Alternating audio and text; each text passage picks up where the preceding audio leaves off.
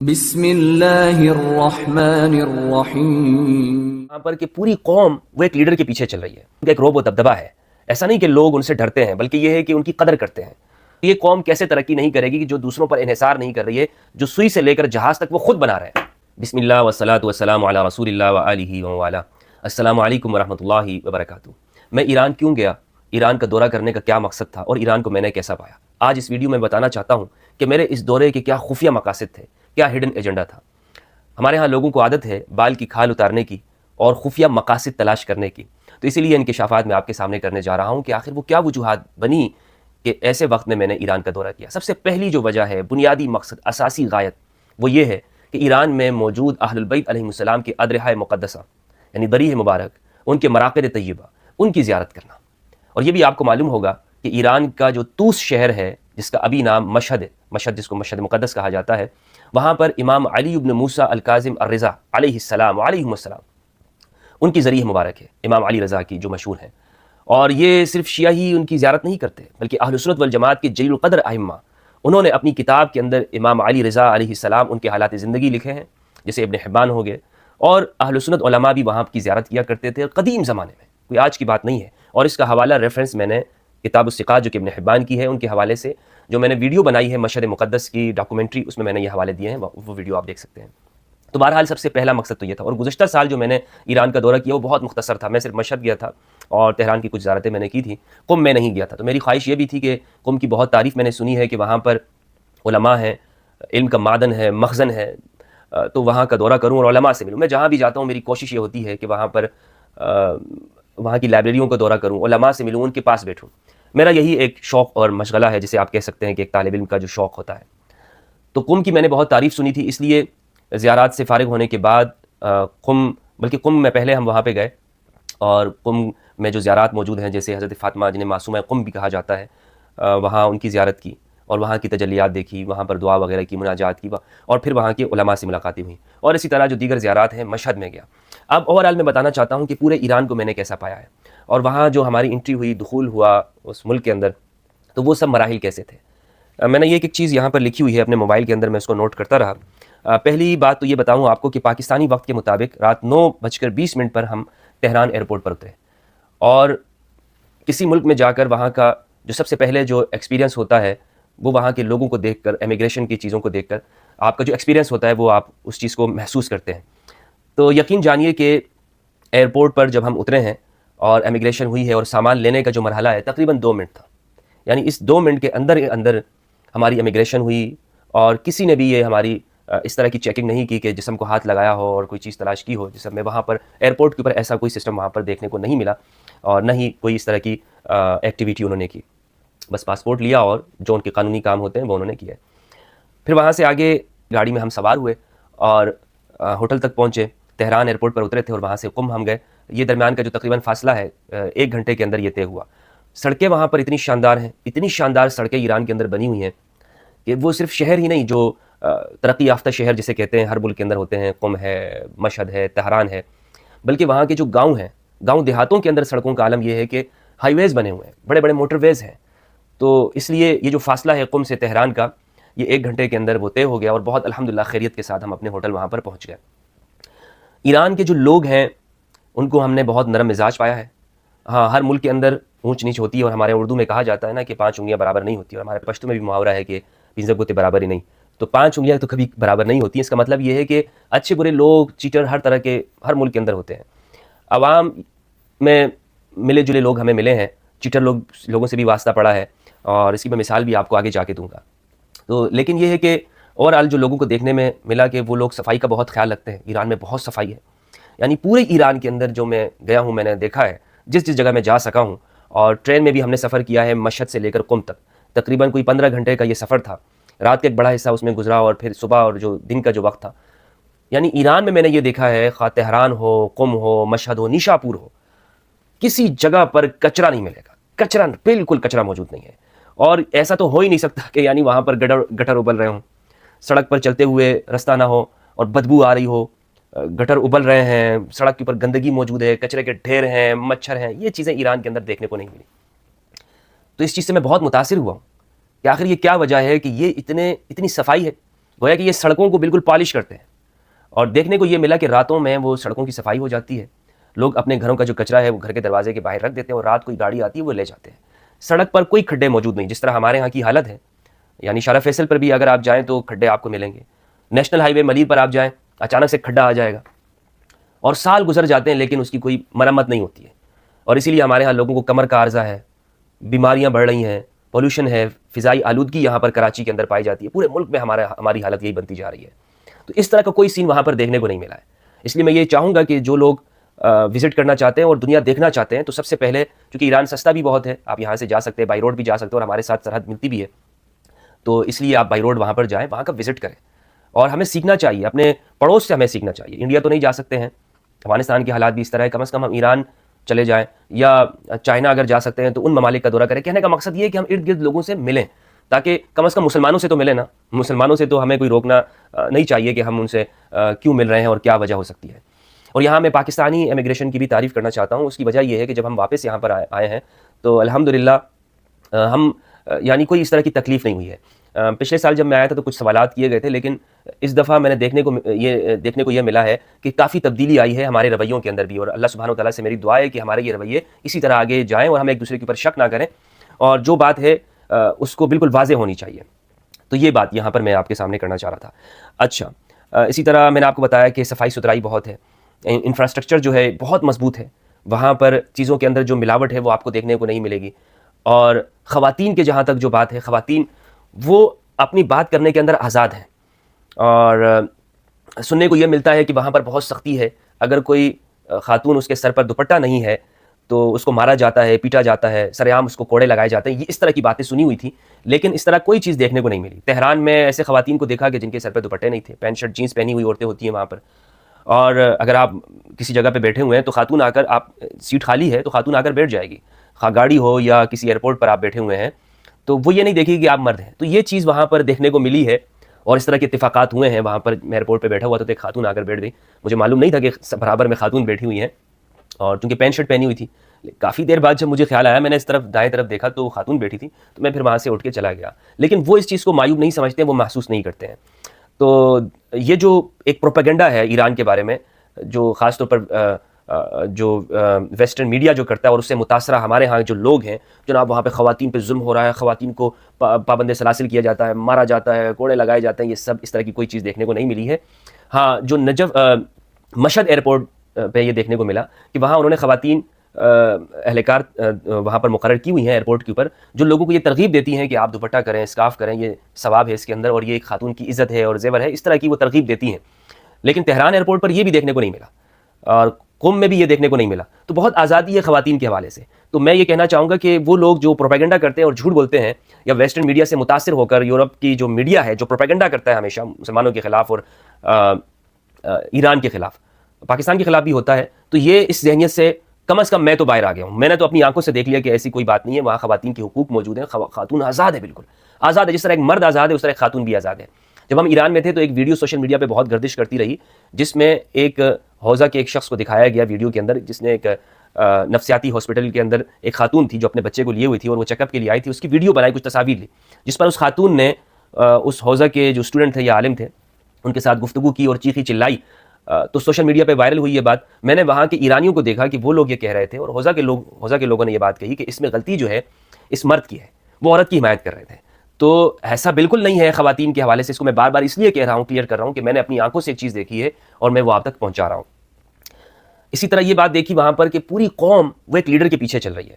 یعنی وہاں پر ایسا نہیں ہے سڑکوں کے اوپر کہ آپ کو 50 قسم کی پارٹیوں کے جھنڈے نظر آ رہے ہوں, فلاں کو ووٹ دو, اس نشان کو دو, اور یہ ہے. وہاں پر ایک جھنڈے ہیں کالے, پیلے, نیلے, ہرے قسم کے 85 قسم کے جھنڈے سڑکوں پہ لگے ہوئے ہیں, یا بڑے بڑے بل بورڈ اور سائن بورڈ لگائے ہوں اور بڑی بڑی تصویریں لگی ہوں. ایسا کوئی سسٹم دیکھنے کو وہاں پر نہیں ملا, کوئی چیز نہیں ملی. ایک ہی جھنڈا وہاں پر پورے ایران کے اندر نظر آیا, وہ تھا ایران کا جھنڈا. حتیٰ کہ جو مذہبی عبادت گاہیں, یعنی جو حرم ہے, زیارات کی جگہ ہیں, مساجد ہیں, کسی جگہ پر بھی اگر جھنڈا لگا ہوا ہے تو وہ ایران کا جھنڈا ہے. اس کے علاوہ اور کوئی جھنڈا کسی پارٹی کا وہاں پر مجھے دیکھنے کو نہیں ملا, جس سے میں نے یہ اندازہ لگایا کہ یہاں پر لوگ وہ ایک سسٹم کے تحت چل رہے ہیں اور ایک لیڈر کے ماتحت ہیں, جس سے ایک لیڈر کا ہونا, اس کی اہمیت ہمیں معلوم ہوتی ہے کہ لیڈر وہ ایک ایسا لیڈر یا وقت کا ایک ایسا شخص کہ جس کے پیچھے پوری قوم چل رہی ہو. یہ بہت ضروری ہے ہر قوم کے لیے. اور ہم اپنے لیڈران کے ساتھ کیا کرتے ہیں یہ بھی ہمارے سامنے ہے، سب ہم لوگ دیکھ رہے ہیں۔ علم والے کی قدر ہے، وہاں میں نے علماء کو دیکھا کہ جن کے سر پر امامہ ہے یا بزرگ ہیں علماء، ان کا ایک مقام ہے، ان کا ایک رعب و دبدبہ ہے۔ ایسا نہیں کہ لوگ ان سے ڈرتے ہیں، بلکہ یہ ہے کہ ان کی قدر کرتے ہیں۔ اور وہاں کچھ واقعات ایسے ہوئے جو میڈیا نے دکھائے کہ خواتین نے جو امامے ہیں ان کو اتار کر سڑکوں پر پھینک دیا، لیکن ایسے واقعات کوئی بہت کم ہے، یہ نہیں کہ ہر جگہ پر ہو رہا ہے۔ اس کی بنسبت یہ دیکھنے کو ملا کہ ایک عالم کی قدر ہے۔ ایک عالم اگر کسی شعبے کے اندر ماہر ہے تو اس کو پورا موقع دیا جاتا ہے۔ وہاں میں ایسے علماء سے ملا کہ جو ایک فیلڈ کے اندر، یعنی ایک سبجیکٹ کے اندر انہوں نے زندگیاں لگا دی اور وہ وہاں پر پڑھا رہے ہیں، زندگی ان کی لگ گئی ہے اور وہ اس مشغلے کے اندر موجود ہیں اور ان کی قدر کی جاتی ہے۔ ریاست کی طرف سے بھی، حکومت کی جانب سے بھی، علماء کی، حفاظ کی، جو قرآن مجید حفظ کرنے والے ہیں، میرٹ کی بنیاد کے اوپر ان کو آگے عہدے بھی دیے جاتے ہیں۔ اور اسی طرح علمی کتابی ماحول ہے وہاں پر، علم اور کتاب سے محبت کرنے والے ہیں، حتیٰ کہ رستے پہ چلنے والا شخص وہ کتاب پڑھ رہا ہے۔ سفر میں نے دیکھا، کئی لوگوں کو دیکھا، اسٹوڈنٹس کو دیکھا کہ وہ موبائل بھی یوز کر رہے ہیں لیکن کتاب ان کے بغل میں ہے، ہاتھ میں ان کے، ہاں کتاب ان کے پاس موجود ہے۔ دن کے وقت میں نے یہ دیکھا کہ وہ لوگ قیلولہ ضرور کرتے ہیں اور ظہر سے لے کر عصر تک ان کی دکانیں، پورا ایران بند ہوتا ہے۔ یہ ٹائم وہ پورے دن میں اپنے گھر والوں کو دیتے ہیں اور کسی کو نہیں دیتے۔ تو آپ کسی بھی جگہ پر اگر جائیں گے تو آپ کو دکانیں ظہر سے لے کر عصر تک وہ آپ کو بند دکھائی دیں گی۔ اس کی وجہ یہ ہے کہ یہ لوگ دن میں قیلولہ کرتے ہیں۔ معاشی طور پر اگر دیکھیں تو تنگی موجود ہے، یعنی وہاں کی جو کرنسی ہے بہت ڈی ویلیو ہے، اس کی کوئی حیثیت برقرار نہیں رہی۔ یعنی وہاں کا جو 1 ملین ہے پاکستان کے 1000 کے برابر ہے۔ تو وہاں پر کرائے بھی اسی طرح ہوتے ہیں، 1 ملین 2 ملین، لیکن وہ پاکستان کے حساب سے اگر ہم دیکھیں تو پاکستانی کرنسی کے مقابلے میں ان کی کرنسی بہت گری ہوئی ہے۔ لیکن اس کے باوجود، معاشی تنگی ہونے کے باوجود، دنیا بھر کی پابندیوں کے باوجود وہ چمک رہا ہے، وہ خوشحال نظر آتے ہیں، کھاتے پیتے لوگ ہیں، ان کا جو لائف سٹینڈرڈ ہے وہ بہت اونچا ہے۔ اس کی وجہ کیا ہے؟ اس کی بہت ساری وجوہات ہیں۔ ایک تو یہ ہے کہ انہوں نے باہر کی جو مصنوعات ہیں اس پر انحصار نہیں کیا ہوا، بلکہ وہ اس باہر سے کوئی مصنوعات ہے ہی نہیں، کوئی مصنوعات وہاں پر نہیں آتی۔ جتنی بھی باہر کی مصنوعات آپ کو نظر آتی ہیں وہ سب وہاں پر مقامی طور پر تیار ہوتی ہیں، وہیں پر بنتی ہیں، نام ان کے وہی باہر والے ہوتے ہیں لیکن سب تیار وہیں پر ہو رہی ہیں، وہ قوم اس کو بناتی ہے۔ تو یہ قوم کیسے ترقی نہیں کرے گی کہ جو دوسروں پر انحصار نہیں کر رہی ہے، جو سوئی سے لے کر جہاز تک وہ خود بنا رہے ہیں، خود تیاری کرتے ہیں۔ تو یہ چیز میں نے ایران کو دیکھا کہ اگر ہم پاکستان میں بھی یہاں پر کریں، ہم اپنی چیزوں کی برائی کر رہے ہوتے ہیں، حتیٰ کہ یہاں پہ پروپیگنڈا کرتے ہیں یہ جتنے بھی ملٹی نیشنل کمپنیز ہیں، یہ ایک باقاعدہ منصوبے کے تحت ہمارے بچوں کو، ہمارے لوگوں کو میڈیا کے ذریعے سے، جو نیشنل میڈیا ہے اس کے ذریعے سے باقاعدہ بتایا جاتا ہے کہ ہم لوگ برے ہیں، ہماری چیز خراب ہے، یہ جو کھلا دودھ ہے یہ خراب ہوتا ہے، اس میں ملاوٹ ہوتی ہے، اور یہ چیز ہو سکتا ہے ملاوٹ ہوتی ہو، بہت سارے ہم اپنی چیزوں کی برائی کرتے ہوئے دکھائی دیتے ہیں، اپنی چیزوں کی۔ ہمارے پاکستان میں جس کو دیکھو پاکستان کی برائی، پاکستانی چیز کی برائی، یار یہ تو پاکستانی مال ہے، نہیں مجھے باہر کا چاہیے، میڈ ان فلاں چاہیے، میڈ ان فلاں۔ تو یہ ہماری ذہنیت بنا دی گئی ہے کہ اگر پاکستان میں تو کوئی اچھا کام ہو ہی نہیں سکتا، ہم تو کچھ کر ہی نہیں سکتے، ہم تو نکمے لوگ ہیں، یہ ہماری ذہنیت بنائی گئی ہے۔ حالانکہ قومیں وہی ترقی کرتی ہیں کہ جو خود پر انحصار کرتی ہیں، جو باہر پر انحصار نہیں کرتی ہیں۔ تو جس دن ہم نے یہ کام شروع کر دیا تو یقین جانیں کہ یہ جو ڈالر وغیرہ ہے یہ سب کچھ، اس کی قیمتیں، یعنی پاکستان روپیہ بہت آگے جائے گا، معاشی طور پر ہم بہت مستحکم ہوں گے، سیاسی طور پر مستحکم ہوں گے، لیکن ہم اپنی برائیاں اتنی کرتے ہیں۔ اب صبح شام آپ دیکھ لیں ہمارا میڈیا ہماری چیزوں کی برائیاں کرتا رہتا ہے، اپنے پاکستان کی برائیاں کرتا ہے، دکھاتا یہی ہے۔ وہاں ایران میں ایسا کچھ نہیں ہے، وہاں میڈیا اپنی چیزوں کی برائی نہیں کر سکتا۔ یہ اس کو آپ کنٹرولڈ میڈیا کہیں یا حب الوطنی کہیں، لیکن بہرحال بات یہ ہے کہ ہم لوگ خود پر اتنا کرٹیسائز کرتے ہیں اور بے جا غلط قسم کا کرٹیسائز۔ مثلا ہم کچھ نہیں کر سکتے، میڈیسن وہ ایران خود بناتا ہے، وہاں طبیب موجود ہیں، حکیم موجود ہیں، حکیموں کو دیکھا میں نے، اب تک وہاں پر وہ نظام موجود ہے، وہ چل رہا ہے، اور وہاں کی جو دوائیاں ہیں وہ اعلیٰ معیار کی، اس پر کوئی ٹیکس نہیں ہے۔ اور یہاں ہم کیا کرتے ہیں؟ سب سے زیادہ جو ٹیکس ہے ہمارا وہ کس پر ہے؟ دوائیوں کے اوپر ہے۔ دوائیوں کی قیمتیں آسمان کو چھو رہی ہوتی ہیں، تو علاج کیسے سستا ہو سکتا ہے؟ ہم اپنی عوام کو کیا دے سکتے ہیں؟ تو یہ چیزیں جو ہے میں نے وہاں پر دیکھا کہ بالکل اس قوم کے اندر نظر آتی ہے یہ بات کہ وہ اپنا سر فخر سے بلند کر کے کہہ سکتی ہے کہ بھائی ہم دنیا پر انحصار نہیں کرتے ہیں، دنیا وہ ہماری ضرورت ہونی چاہیے، ہم سے اشیاء ہے۔ اور بدقسمتی کے ساتھ کہ جو پاک ایران گیس پائپ لائن منصوبہ ہے یہ کھٹائی میں پڑ چکا ہے یہ معاملہ، اور آگے جا کر یعنی اس کے کتنا فائدہ ہونا تھا، وہاں پر گیس اتنی ہے، اتنے ذخائر ہیں گیس کے، تیل کے ذخائر اتنے، بلیک میں آ رہا ہے لیکن اس کو ہم لیگل نہیں کرنے کو تیار، ہم اس کو پاکستان کے اندر سرمایہ لانے کو تیار نہیں ہے۔ تو بہت یعنی ہمیں اپنی چیز حوالے سے ہم دیکھیں تو ہم فائدہ نہیں اٹھا رہے، اپنے پڑوس سے فائدہ نہیں اٹھا رہے ہیں۔ ٹریفک کا جو نظام ہے بہت خوب ہے پاکستان کے مقابلے میں، یہ نہیں کہہ سکتے کہ وہ انٹرنیشنل لیول کے اوپر بہت اعلیٰ ہے، لیکن بہرحال یہاں کے مقابلے میں اگر ہم دیکھیں تو بہت بہترین ہے نظام وہاں کا، سڑکوں کا نظام بہترین ہے، ٹریفک کا نظام وہاں پر بہت ہی بہترین ہے۔ کتنا ہی دور دراز علاقہ ہو آپ کو وہاں پر سڑک نظر آئے گی، اور بہترین جس طرح ہمارے یہاں موٹر ویز ہیں اس طرح کی سڑکیں آپ کو نظر آئیں گی، اور صفائی کے ساتھ، صفائی ستھرائی تو وہاں پر یعنی یوں سمجھ لیں کہ اعلیٰ درجے کی وہاں پر صفائی ستھرائی ہے، سڑکوں کا نظام بہتر ہے اور آپ کو کسی بھی جگہ پر کوئی کچرا وغیرہ نظر نہیں آئے گا. جرائم کا ریشو کم ہے. ہاں بعض لوگوں نے بتایا یہاں پر کہ بائکیں وغیرہ وہ چوری ہوتی ہیں، گاڑیاں چوری ہوتی ہیں، لیکن ایسا نہیں ہے کہ آپ رستے میں جا رہے ہیں اور آپ سے کوئی گن پوائنٹ پر اس طرح کوئی چھینا چپٹی کر لے. اکا دکا واقعات ہوتے ہیں، لیکن امن کی جو صورتحال ہے وہ وہاں پر بہت بہتر ہے. ماحولیاتی آلودگی نہ ہونے کے برابر ہے. کسی بھی شہر میں جا کر آپ وہاں پہ اگر وزٹ کریں، پیدل جائیں، اور تو آپ کے جو کپڑے ہیں وہ ایسا نہیں ہے کہ یہاں جو کالر ہے، یہاں پر تو یہ ہوتا ہے نا کہ ہم ایک ہی دن کے اندر اگر ہم باہر نکلیں، مثلا ملیر سے ہم اگر سفر کریں گلشن اقبال تک چلے جائیں، یا اس طرف ہم ناتا خان کی جانب چلے جائیں، یا کسی علاقے میں کرنگی کی طرف جائیں، لانڈی کے علاقوں میں چلے جائیں، آپ 1 گھنٹے بعد اپنے کپڑوں کو دیکھیں گے، اگر سفید کپڑے آپ نے پہنے ہیں تو اس کا تو بالکل حشر نشر ہو جاتا ہے، اور یعنی میل کچیل آ جاتی ہے، اور ایسا لگتا ہے کہ کتنے دن ہو گئے ہیں یہ کپڑے پہنے ہوئے. پھر گھر میں جو ہے وہ آپ کو ڈانٹ سننے کو ملتی ہے کہ جناب یہ کپڑوں کے ساتھ آپ نے کیا حشر کر دیا، اور گھر والوں کو بھی تکلیف ہوتی ہے دھونے کی. تو کہنے کا مقصد یہ ہے کہ یہاں کے حوالے سے اگر ہم دیکھیں تو اگر 3 دن تک آپ نے ایک سوٹ پہنا ہوا ہے تو آپ کو کسی بھی جگہ پر میل کچیل اس طرح نہیں آئے گی، کیونکہ ماحولیاتی جو آلودگی ہے وہاں پر موجود نہیں ہے. صفائی ستھرائی کی وجہ سے وہاں پر فضا جو ہے وہاں کی بہت خوبصورت ہے.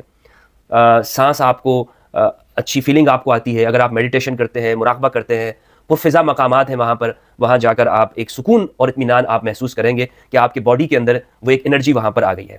کھانے کے اندر نمک بہت کم استعمال کرتے ہیں، اور ان کی جو چینی ہے وہ بھی ایسا نہیں ہے کہ جو ہمارے ہاں کیمیکل وغیرہ اس کے اندر استعمال ہوتے ہیں، تو اس طرح نہیں ہے. اشیاء وہاں پر خالص آپ کو ملیں گی. تو یہ میں نے ایران کے اندر جو کچھ دیکھا ہے، جو میں نے اپنی آنکھوں سے دیکھا، وہ میں نے آپ کو بتایا. اس کا مطلب ہرگز یہ نہیں ہے کہ میں اپنی چیزوں کی برائی کر رہا ہوں اپنے وطن، نہیں، ہرگز نہیں. یعنی میرا تو نظریہ یہی ہے کہ سب سے پہلے پاکستان، اور پاکستان یہ بہتر ہو ہر حوالے سے. لیکن بہرحال ایک افسوس ہوتا ہے کہ ایک وہ ملک جس پر دنیا بھر میں سب سے زیادہ پابندیاں ہیں، شمالی کوریا سے بھی زیادہ پابندیاں ہیں، وہ ملک ترقی کر رہا ہے اور اپنے عوام کو جواب دہ ہے، وہاں کی لیڈرشپ جواب دہ ہے. تو ہم آخر ایسا کیوں نہیں ہے؟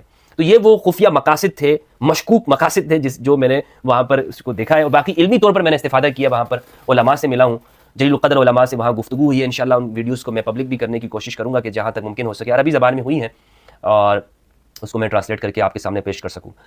باقی لوگوں سے، پاکستانی لوگوں سے ملاقات ہوئی. جہاں بھی جاتا تھا اگر کوئی پاکستانی وہاں پہ مجھے ملتا، خاص طور پر جو حرم کے ارد گرد کے علاقے ہیں، سیلفی لینے کی کوشش کرتے ہیں، تو میں کسی کو منع کرتا نہیں ہوں، اور میں یہ دیکھتا نہیں ہوں کہ کون شخص سے سیلفی اگر کوئی لے رہا ہے، بنانا چاہتا ہے، تو میں اس کے ساتھ سیلفی بنا لیتا ہوں.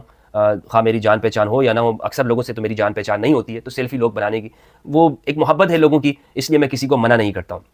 اور ان لوگوں کا میں شکریہ ادا کرنا چاہتا ہوں کہ اللہ سبحانہ و تعالیٰ ہمارے دلوں کو صاف کر دے. اور یہ ہم بھائی ہیں، پاکستان، یہ جتنے بھی ہمارے پڑوسی ممالک ہیں، ہمارے ان کے ساتھ تعلقات بہتر ہوں. میری یہی خواہش ہے، یہی تمنا ہے کہ ہم مسلمان ممالک کے اندر اتنی قربت آ جائے کہ جتنی آج ہم یورپ کے اندر دیکھتے ہیں.